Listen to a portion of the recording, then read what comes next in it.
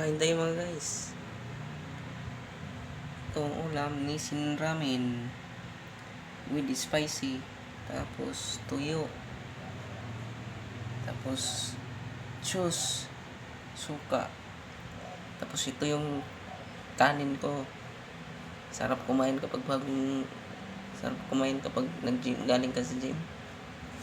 Sarap kumain kung galing ka sa gym. Yan, tuyo. Ang pangalan ni pangalan danggit.